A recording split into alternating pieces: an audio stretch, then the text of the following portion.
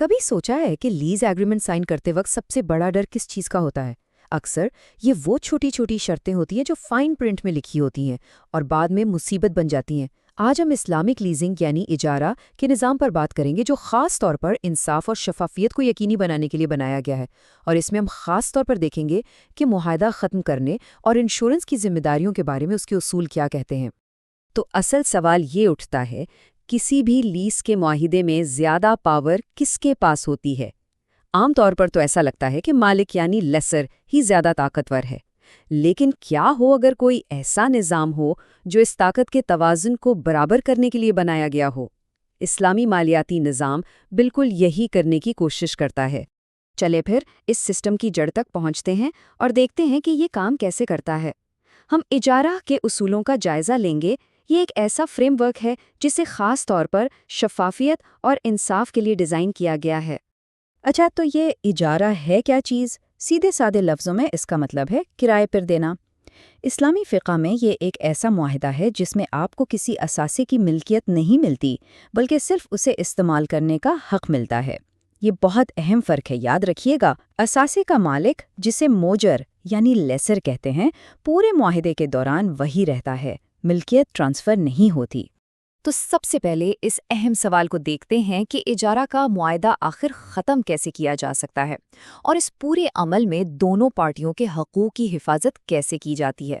یہاں پر جو بنیادی اصول ہے نا، وہ حیران کن حد تک سیدھا اور صاف ہے۔ اصول یہ ہے کہ لیز صرف اور صرف باہمی رضامندی سے ختم کی جا سکتی ہے۔ کوئی بھی پارٹی اکیلے ہی یہ فیصلہ نہیں کر سکتی کہ چلو بھئی معاہدہ ختم۔ ہاں، صرف ایک صورت ہے کہ اگر دوسری پارٹی معاہدے کی کسی شرط کی خلاف ورزی کرے۔ اصل میں یہ اصول اتنا پکا ہے کہ کوئی بھی ایسی شرط جو مالک کو یک طرفہ طور پر یعنی اپنی مرضی سے لیز ختم کرنے کا غیر محدود اختیار دے، اسے شریعت کے اصولوں کے خلاف سمجھا جاتا ہے۔ یہ کرایہ دار کے لیے ایک بہت بڑا تحفظ ہے جو اسے مالک کی منمانی سے بچاتا ہے۔ اب ذرا اس فرق کو دیکھیں، یہ آپ کو ساری کہانی سمجھا دے گا۔ ایک طرف ہے غیر منصفانہ شرط، مالک جب چاہے جیسے چاہے معاہدہ ختم کر سکتا ہے، اور دوسری طرف ہے شریعت کا اصول، مالک کو معاہدہ ختم کرنے کا حق صرف اور صرف تب ملے گا جب کرایہ دار اپنی کسی ذمہ داری کو پورا نہ کرے۔ تو فرض کریں معاہدہ ختم ہو گیا، اب کیا ہوگا؟ پروسیس بہت سیدھا ہے۔ مالک اپنا اثاثہ واپس لے لے گا، کرایہ دار صرف اس تاریخ تک کا کرایہ دے گا جب تک اس نے اثاثہ استعمال کیا ہے۔ ہاں، اگر کرایہ دار کی غفلت سے کوئی نقصان ہوا ہے تو اسے اس کا ازالہ کرنا پڑے گا، لیکن یہاں سب سے اہم بات یہ ہے، کرایہ دار کو باقی مدت کا کرایہ دینے کے لیے بالکل مجبور نہیں کیا جا سکتا۔ یہ ایک بہت بہت بڑا فرق ہے۔ چلیں اب اپنے دوسرے بڑے سوال کی طرف چلتے ہیں۔ یہ ایک ایسا موضوع ہے جس پر اکثر بحث ہوتی ہے، اثاثے کی انشورنس کی ذمہ داری آخر ہے کس کی؟ ایک اور بہت ہی عملی سوال، اگر لیز پر دی گئی چیز چاہے وہ گاڑی ہو یا گھر، اس کی انشورنس کروائی جاتی ہے تو اس کا پریمیم کون ادا کرے گا؟ یہ ایک عام کنفیوژن ہے، لیکن اجارہ کے اصول اس کا بھی بہت واضح جواب دیتے ہیں۔ دیکھیں، اس کا جواب ملکیت کے ایک بہت ہی بنیادی اصول میں ہے۔ اصول کیا ہے؟ جس کی چیز اسی کا رسک۔ چونکہ مالک یعنی لیسر ہی اثاثے کا حقیقی مالک ہے، اس لیے انشورنس کا خرچ بھی اسی کی ذمہ داری ہے۔ کرایہ دار یعنی لیسی کو، جو صرف اثاثے کا استعمال کر رہا ہے، اس خرچے کے لیے مجبور نہیں کیا جا سکتا۔ یہ ذمہ داری کی ایک بہت ہی واضح تقسیم ہے۔ اچھا، اور یہاں ایک اور اہم بات بھی ہے، اگر اثاثے کی انشورنس کروانی ہی ہے تو وہ اسلامی اصولوں کے مطابق ہونی چاہیے، یعنی تکافل کے نظام کے تحت۔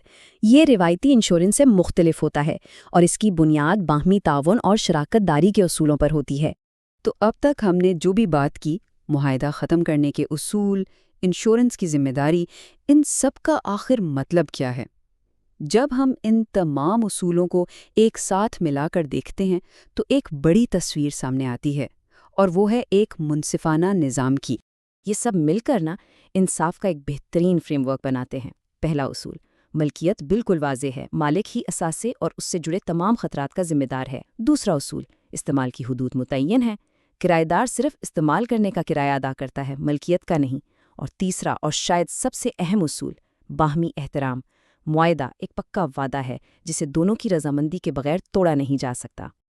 اور آخر میں ایک سوال جو سوچنے پر مجبور کرتا ہے، کیا ہو اگر ہمارے تمام معاہدے صرف مالیاتی ہی نہیں بلکہ زندگی کے ہر شعبے میں انصاف اور باہمی احترام کے انہی بنیادی اصولوں پر مبنی ہوں؟